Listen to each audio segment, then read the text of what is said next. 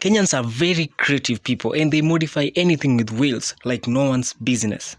I recently talked about the funniest they have ever made, so how about today we talk about the ugliest? And that goes from skeleton to mosquitoes to LGBTQCIVE. You get the point. Now let's start with the skeleton. Don't get me wrong, I am admitting that the creativity is top notch. The people who came up with these ideas are not far from being geniuses. But then again, congratulations, Mr. Epstein.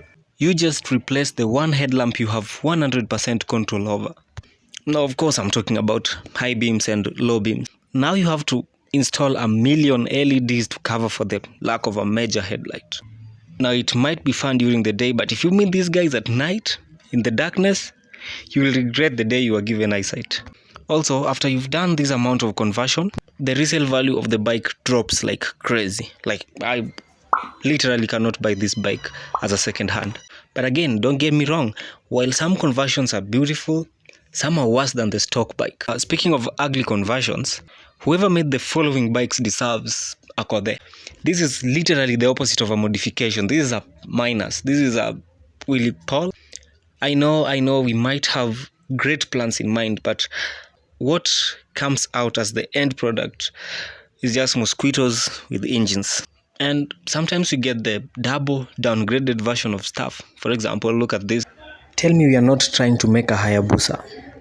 And we are definitely not trying to make a Ducati.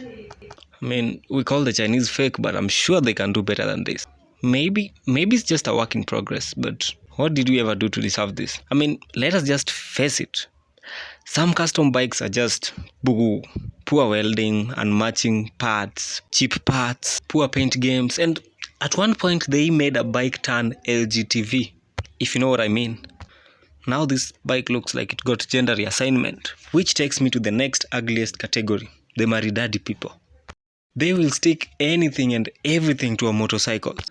From radios they don't listen to stickers that don't make no sense, to flags of countries you have never heard of for a long time. Like, when was the last time you heard about Djibouti? They have the weirdest writings, but they're funny though.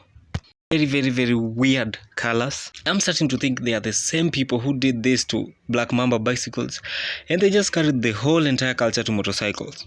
Luyas.